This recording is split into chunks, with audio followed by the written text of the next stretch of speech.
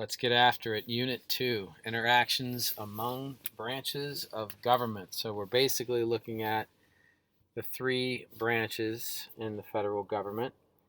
Article 1, which is the legislative branch. Article 2, which is the executive branch. And then Article 3, which is the judicial branch. So you can look over the overview here. And a couple of essential guiding questions. How do these branches compete and cooperate in order to govern? To what extent have changes in the powers of each branch affected how responsive and accountable to the national government, how accountable the national government is in the 21st century? So we're going to start our focus with the legislative branch, and let's get right after it. The Senate was originally designed to represent the states equally, and the House is designed to represent the population in each state. You guys know that. You've known that since like elementary school, because, yep, that is the Great Compromise or the Connecticut Compromise. The chambers have different sizes and constituencies. The House, because there are so many members, 435 members versus 100 in the Senate, needs to restrict debate. Unlike the Senate that has unlimited debate, coalitions form in Congress, and I guess the most obvious coalition is the party. But then you could have these coalitions that are informal groups, like caucuses. Not caucuses like the type of election, which we'll talk about, but the type of coalition within Congress. So, for example, there's actually a mushroom caucus that is a group of members that represent the interests of mushroom growers and mushroom farmers. So these coalitions are affected by a number of things like subject matter, but also term length. Because they're elected every 2 years, members of the House are closer to their constituents. They will almost always need to continuously please their constituents. Thus, they will be less likely to form a bipartisan coalition. So they're less likely to reach across the aisle and compromise. Recall that members of the House tend to be more partisan because their districts are less likely as diverse as a senator's constituents who make up an entire state. And you guys know this, of course, gerrymandering, the process of drawing congressional districts for partisan advantage, makes compromise even less likely in the House, because basically districts are drawn so that one person has a real stronghold in that district. Therefore, they don't have to compromise with moderates from their district. Further, a senator and a member of the House will likely have different timelines for passing legislation and resolving constituents' concerns. Because again, the representative from the House got to get everything done within 2 years. Senator has 6 years. Let's talk a little bit about the powers of Congress. So the most important powers are listed and implied. Those that are listed are called the enumerated powers, and mostly they're found under Article 1, Section 8. So you have things like raising revenue, spending, the spending clause, again, that says that Congress shall provide for the general welfare. That's been interpreted as the spending clause. Well, this, of course, gives the federal government the power to give grants, like bribe the states. And probably the most important power in terms of how they're able to pass laws is the Commerce Clause and the ability to regulate interstate commerce, also in Article 1, Section 8. That combined with the Necessary and Proper Clause, which we're going to talk about, gives Congress a ton of power. They can also declare war. Congress declares war. They maintain an armed force, Army, Navy. There's a list at this link. You can check out all the listed powers. Enacting legislation that addresses a wide range of economic, environmental, and social issues based on the Necessary and Proper Clause is a catch-all at the end of Article 1, Section 8. And here's the language. Congress has the power to make all laws which are necessary and proper for carrying into execution the foregoing powers. Well, what are the foregoing powers?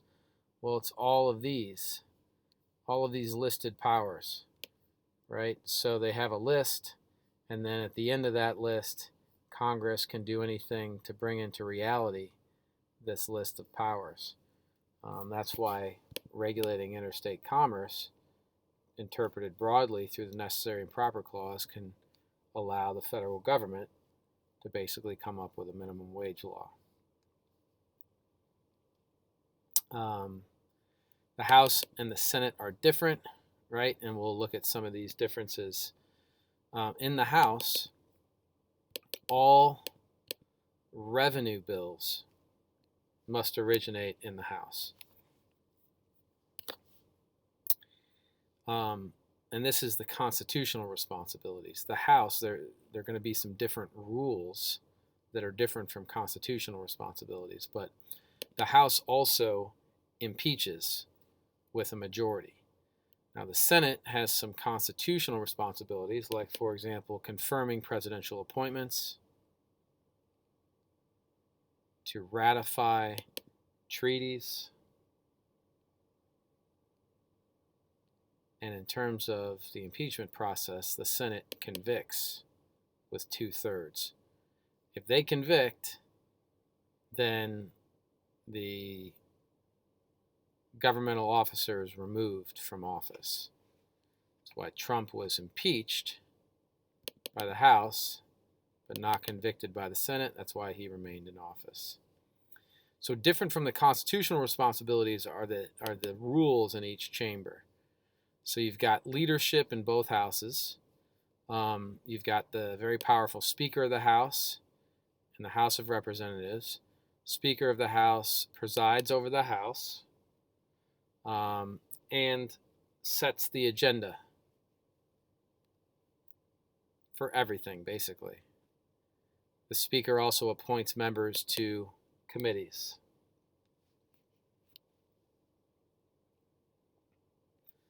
The President of the Senate is the VP, Vice President of the United States. But the person who really does the work in the Senate is the Majority Leader. And both the Majority Leader and the Speaker of the House are elected by the majority parties in their respective chambers. The Majority Leader is elected by the majority party in the Senate and is in charge of the legislative agenda. There are committees in each chamber, and each committee in Congress will be chaired by a member of the majority party. In thinking about the differences between the rules,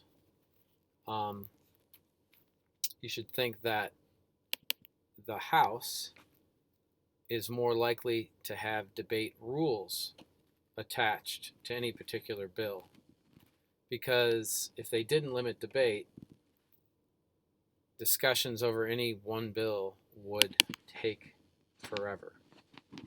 So when we're talking about attaching rules to debate, they could say something like, this debate is going to be limited to 5 minutes per member of the House. The Senate allows for the filibuster, and we'll come to talk about that. The Senate has a number of different rules as well. One of the things that the Senate has is a unanimous consent agreement. And this is an agreement with no objections by senators to waive Senate rules and to expedite floor action on measures or matters. So this is fairly common, but as it's stated, it requires unanimous consent. And then debate can be restricted. The default is the filibuster, which allows for unlimited debate. But if everybody agrees with a unanimous consent agreement to limit debate, then they can push something through to expedite that issue. The Senate also has what's called a hold. It is an informal practice by which a senator informs the leader that they do not want a bill to reach the floor for a vote.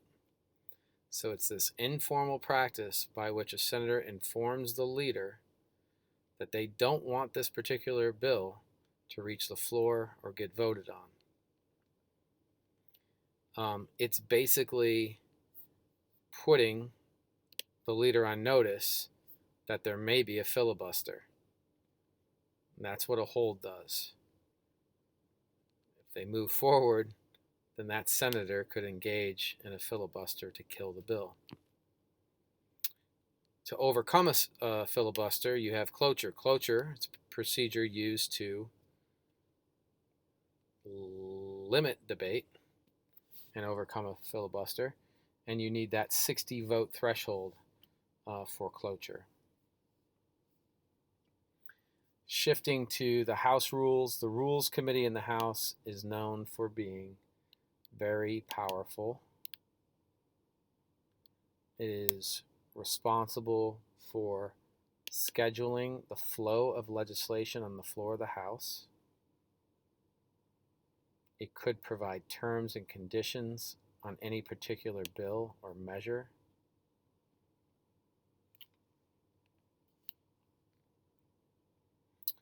Also, something for the House is known as the Committee of the Whole.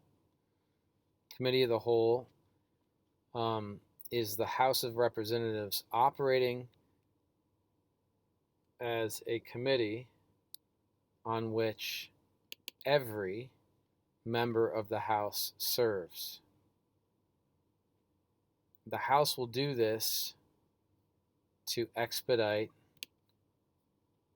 legislation. For example,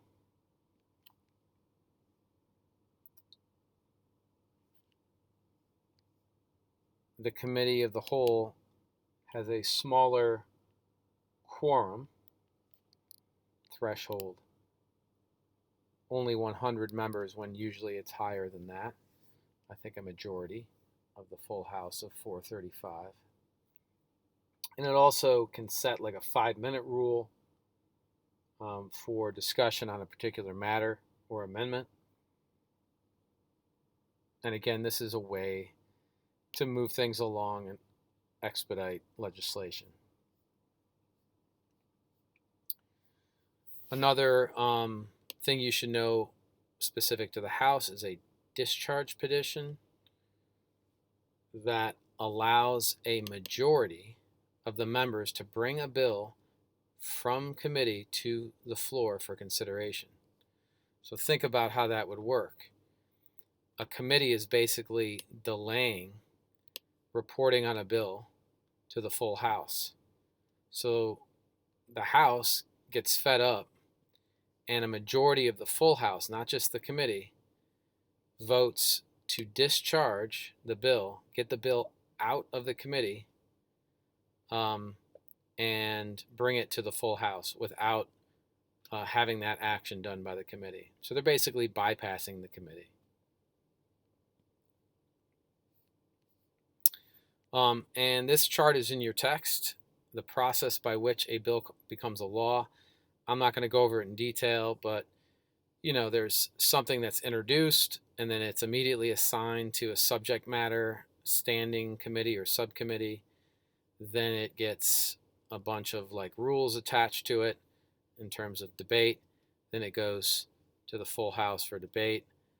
If this bill is not the same as the bill coming over here from the Senate, right, then it goes to this conference committee before it goes off to the president, who then can sign or veto the law. All right, I'll let you look back at that. So we're shifting gears a little bit in terms of what Congress does with respect to the budget.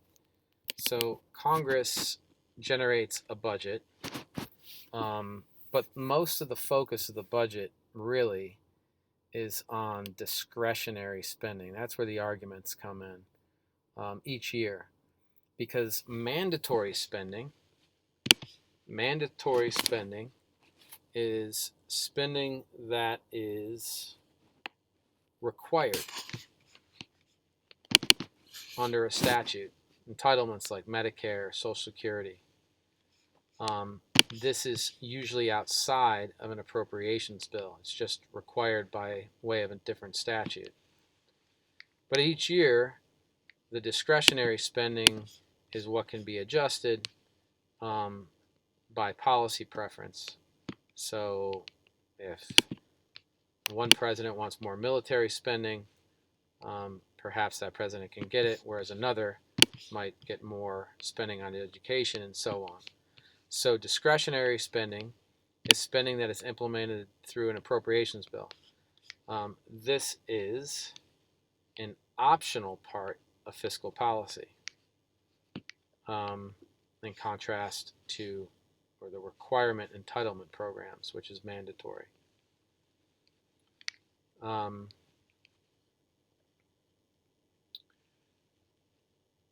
If, I guess, just to bring this point home, if these spending bills, they say, here it's optional. If it is optional and it's not funded, what happens? Well, if parts of the government are not funded, there basically would be a partial or relatively complete or full shutdown of the government. So that's what those appropriations bills do, is they fund the government. Also, Congress is, when they pass laws, members of Congress use pork barrel to get recognition from their constituents. That's bringing projects or funding home to a local district. So somebody brings home, a widening of a highway, they're going to get recognition locally, and that's a way that incumbents can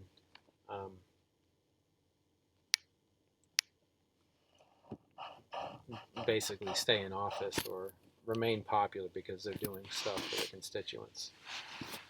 Log rolling. Log rolling is the trading of votes by legislative members to obtain passage of actions of interest to each respective legislative member. What in the heck does that mean? I will pass your bridge to nowhere if you pass my widening of the highway. Something like that could benefit both members of Congress and allow them to be popular with maybe some pork barrel back to their constituents. All right, so let's move along to ideological divisions within Congress can lead to gridlock. That's no surprise. The filibuster actually encourages compromise because you have to get more than just 51%. You have to bring some people over probably from the other side of the aisle. So it encourages compromise. Not sure it's played out that way, but that's the intent. talk a little bit about redistricting. We've talked about gerrymandering, but we'll get into that in some more detail. So redistricting is the redrawing of congressional districts, and it occurs after a census, which counts the U.S. population every 10 years. The census will lead to reapportionment or the reallocation of House seats based on population changes in the states. If Florida grows, we're going to pick up some more seats. Still, 435 is the magic number out of the House, but Florida is going to get a bigger piece of that pie if we grow relative to other states. Well, when you have to add more districts in your state, that could lead to gerrymandering, which is the manipulation of the drawing of voting districts. And here's a good chart of this, and you can look at it, but you know, ideally, if you had perfect representation, something like this would play out. But if you allow people to draw these lines to benefit themselves politically, then you might lead to that could lead to some unfair districts in terms of who gets elected. So gerrymandering may lead to more partisan districts, as we talked about. We've also looked at Baker v. Carr. And I'm not going to get into the details of that because we've already talked about it, I believe, in Unit 3. But what it did was, again, it opened the door to equal protection challenges to redistricting and the development of the one person, one vote doctrine. The idea is that there should be roughly 700,000 people in each congressional district. If one population area grows much larger, then they're going to have to redraw those lines or someone's vote would be diluted.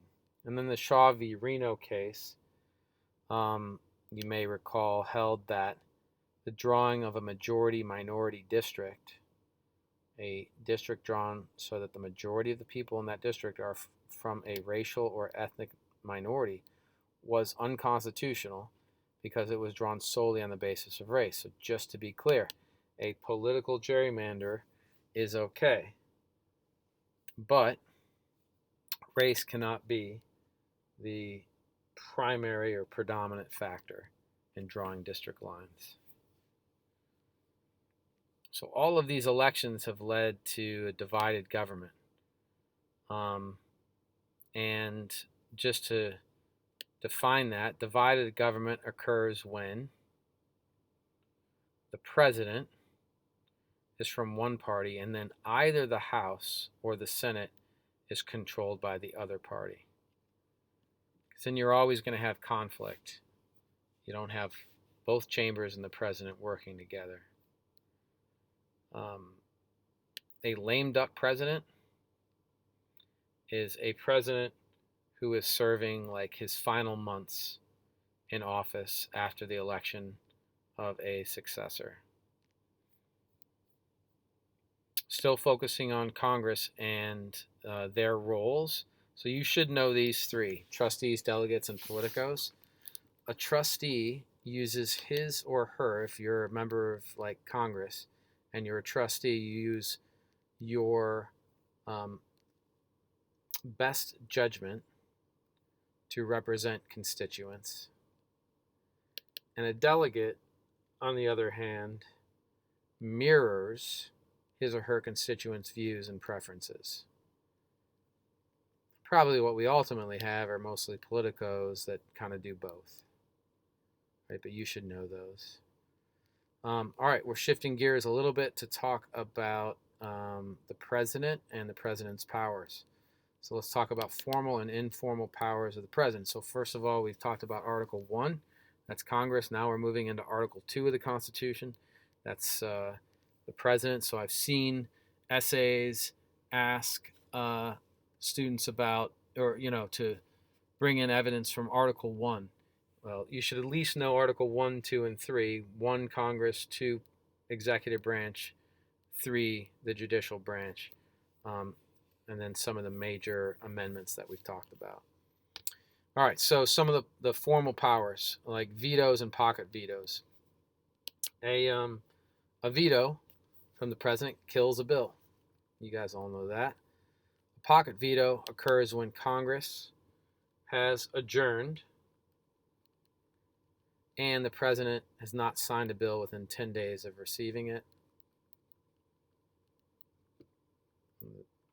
The bill is dead. In terms of foreign policy, the president has both formal, the commander-in-chief role, and the signing of treaties, and informal powers, like executive agreements that influence relations with foreign countries. Again, the commander-in-chief allows the president to deploy troops. Now, there's this ongoing debate. The War Powers Resolution, presuming it's constitutional, requires the president to withdraw troops after 60 days if Congress has not granted the president such authorization or declared war. So the president has his commander-in-chief power, but it's arguably being checked by the War Powers Resolution.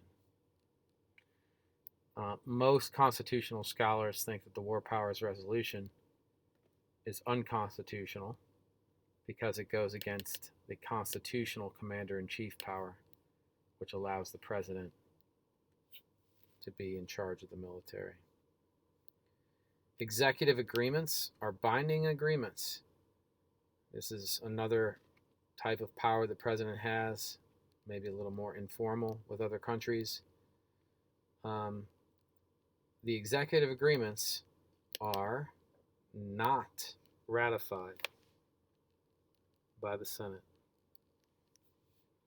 And that's the big difference between the treaties. So the president can enter into an executive agreement without ratification, again, heightening some of the tension between the branches. President, over time, has become much more powerful with the passing of legislation and his role as being in charge of the budget. If you think about that process, it starts with the president. So when you think of the president as someone who influences policy, as the chief legislator. So not only commander-in-chief, but chief legislator as well. And then the president can issue executive orders. An executive order is a directive from the president to members of his branch. It carries the force of law.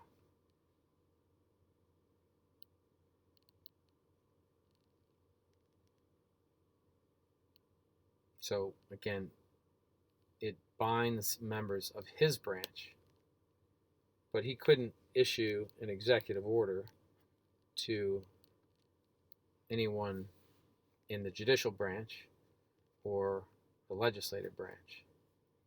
Another area that's kind of controversial, these signing statements, this informal power that informs Congress and the public of the president's interpretation of the laws passed by Congress and signed by the president. Critics of signing statements say that the president can't disregard only parts of the law. Can't selectively enforce laws that you don't like. Either you sign all of it or you sign none of it.